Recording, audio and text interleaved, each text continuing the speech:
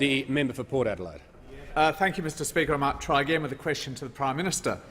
Under the Prime Minister's latest energy policy, what has the government assumed will be the level of coal-fired power generation in 2030 as a share of the national market?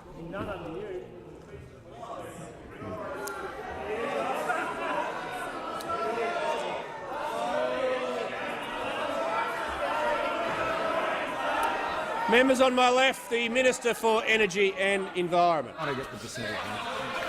Mr Speaker, the good news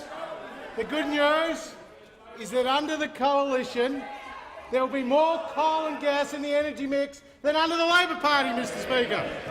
And that is good news for the member for Shortland, Mr Speaker. That's good news for the member for Hunter. What was his name, Mr Speaker? What was the member for Hunter's name?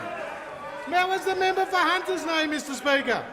Now, it's also good news for the member for Newcastle, Mr Speaker.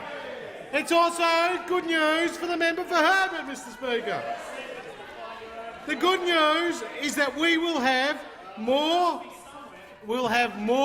coal and gas under the coalition than you will get under the Labor Party.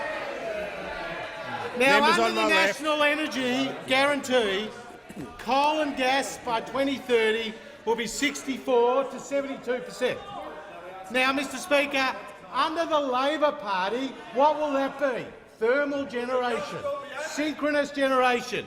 It will be only 39%, Mr Speaker.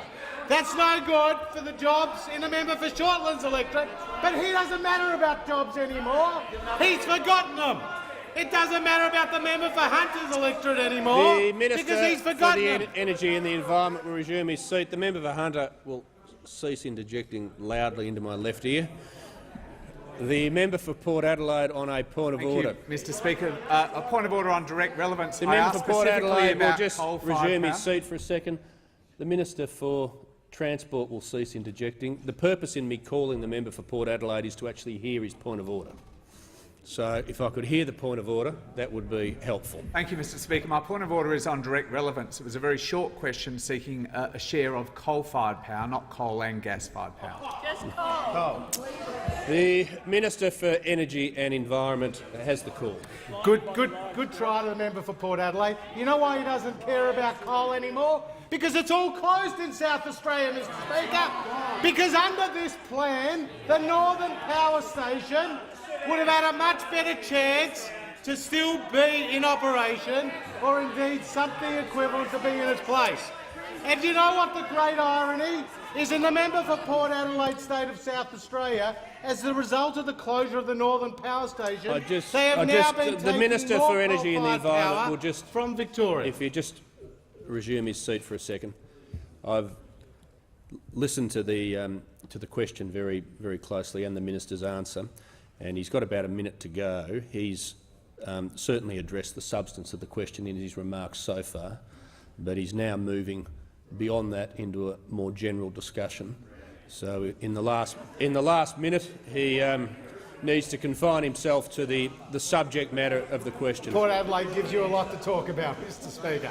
The good news is that under the Coalition's plan, based on the analysis from the Energy Security Board, there will be a 64 to 72% of a generation mix in the NEM coming from coal and gas. As a result of Members on my left. Decision, a coal-fired generator is a much more likely to be updated, to be upgraded, to have its life extended. Now, the member for Corio has gone quiet. The member for Corio has gone quiet because he knows that in the Latrobe Valley this is good news. This is good news for the people in Latrobe Valley. The member for Shortland's busy reading Mills and Boone over there, Mr Speaker, because he's no longer interested in jobs. The member for Hunter, the Minister for the Environment and Energy will resume his seat. Minister for the Environment and Energy will resume his seat.